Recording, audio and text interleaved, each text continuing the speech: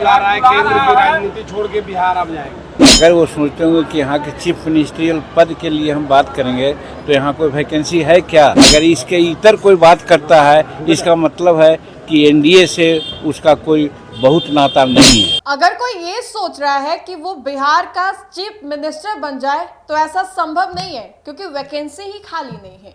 अब चिराग पासवान को अपने इस ख्याली पड़ाव पे थोड़ा विराम लगाना चाहिए। केंद्रीय मंत्री जीतन राम मांझी ने चिराग के बयान को लेकर के पलटवार किया है और कह दिया है कि सीएम कैंडिडेट के लिए बिहार में तो वैकेंसी खाली नहीं है। नमस्कार, आप देख रहे हैं देशवा न्यूज, आपके साथ मैं हूं राजनंदिनी। बिहार में इन दिनों एक ही बात की चर्चा हो रही है, चिराग के बयान की। चिराग के बयान को लेकर के इसलिए चर्चा हो रही है क्योंकि ऐसे वैसे जैसे तैसे करके एनडीए ने ये तो मना लिया कि नीतीश कुमार के नेतृत्व में बिहार विधानसभा का चुनाव लड़ा जाएगा, लेकिन अब चिराग ने यह कह दिया है कि वो बिहार की राजनीति में सक्रिय होना चाहते हैं। अब इसको लेकर के जीतन राम मांझी ने बड़ा हमला किया है। चिराग पासवान के बयान को सिरे से खारिज करते हुए ये कहा है कि बिहार में सीएम कैंडिडेट को लेकर के कोई वैकेंसी नहीं है। अगर कोई ये सोच रहा है कि वो चीफ मिनिस्टर बन जाए तो ऐसा सोचना बिल्कुल गलत है, क्योंकि बिहार में एनडीए पूरे तरीके से इंटैक्ट है और साथ ही साथ बिहार में नीतीश कुमार के नेतृत्व में 2025 का विधानसभा चुनाव लड़ा जाएगा। अब ऐसे में जीतन राम मांझी क्या कुछ कह रहे हैं, सुनिए। कहा था कि हमें बिहार बुला रहा है, केंद्र की राजनीति छोड़ के बिहार अब जाएंगे। जो बिहार की राजनीति करें, इसमें कौन मना करता है उसको? लेकिन अगर वो सोचते होंगे कि यहाँ के चीफ मिनिस्ट्रियल पद के लिए हम बात करेंगे तो यहाँ कोई वैकेंसी है क्या?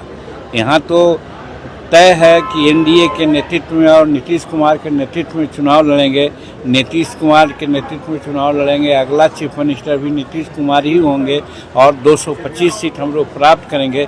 तो एनडीए 225 सीट प्राप्त करे, इसके लिए बात होनी चाहिए। अगर इसके इतर कोई बात करता है, इसका मतलब है कि एनडीए से उसका कोई बहुत नाता नहीं है। तो ये थे केंद्रीय मंत्री जीतन राम मांझी, जो कि बेबाकी के साथ बोलने के लिए जाने जाते हैं, अपने बातों को रखने के लिए जाने जाते हैं।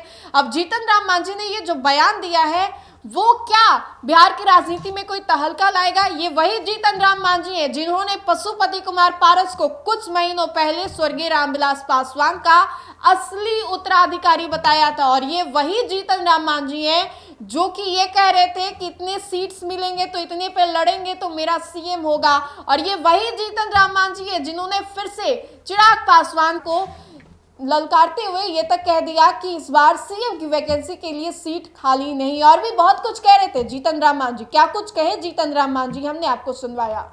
तो फिलहाल के लिए इस खबर में इतना ही। अगर आपको हमारा ये वीडियो अच्छा लगे तो लाइक करें, हमारे चैनल को आप सब्सक्राइब करें। धन्यवाद।